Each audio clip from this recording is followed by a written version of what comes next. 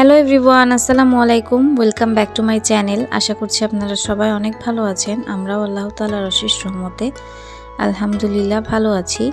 তো আজকে আরও একটি ব্লগ নিয়ে আপনাদের সামনে চলে আসলাম। আর এখানে দেখুন, শীতকাল মানেই তো কুমড়োর বড়ি দেওয়ার মৌসুম বা সিজন, যেটাই বলেন না কেন। তো আজকে কুমড়ার বড়ি দেওয়ার প্রস্তুতি চলতেছে।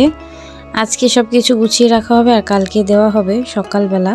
তো আম্মু এবার এখানে ডালগুলোকে খুব ভালোভাবে ধুয়ে নিচ্ছে, ভিজিয়ে রাখছিল। আর এখানে 1.5 কেজি পরিমাণের ডাল আছে।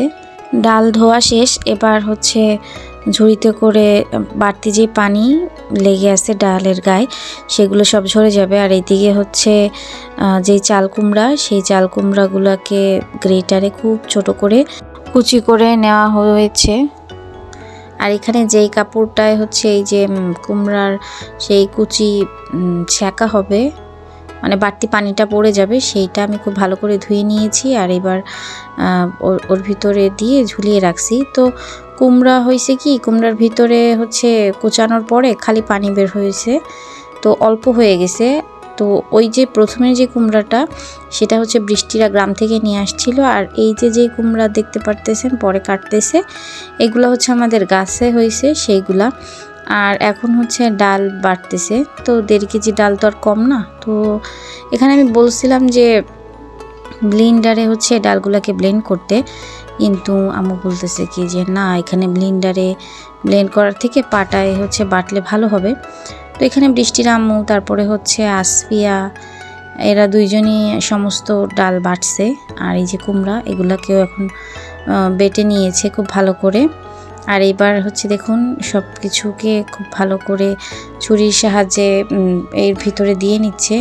আর এই কুমড়ার বড়ির বিষয়টা আমার কাছে খুবই ঝামেলা মনে হয়, কারণ এর স্টেপ বাই স্টেপ সব কিছু করার পরেও যদি একটা কোথাও কোনোভাবে মিস হয়ে যায় বা কোনো কিছু করতে ভুল হয়ে যায়, তাহলে পুরো বড়ি সর্বনাশ। মানে বড়ি হয়তো বা দেখতে ভালো হবে না বা অন্য কিছু। তো এখানে দেখুন, পরের দিন সকালবেলা এখানে কুমড়ার বড়ি দেওয়া হয়েছে। আর আম্মু আর বৃষ্টির আম্মু, এরা দুইজন মিলেই সমস্ত কাজগুলাকে করছে খুব ভালোভাবে। তো এখানে দেখুন, বেশ অনেকগুলা বড়ি হয়েছে আর দেখতে খুবই সুন্দর লাগতেছে বড়িগুলা। আর ওই দিনকে রোদও খুব ভালো উঠছে।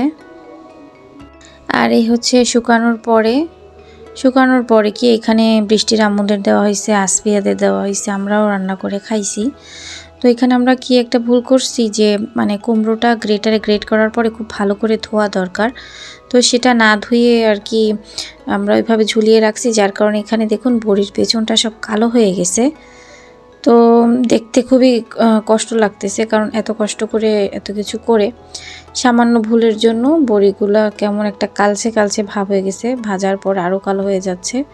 তো দেখতে কেমন একটা লাগতেছে। তো এটা খুবই একটা কষ্টের বিষয় আর কি, এত কষ্ট করার পরে তারপরে যদি এরকম কালো হয়। তো যাই হোক, একটা নতুন জিনিস শেখা হলো।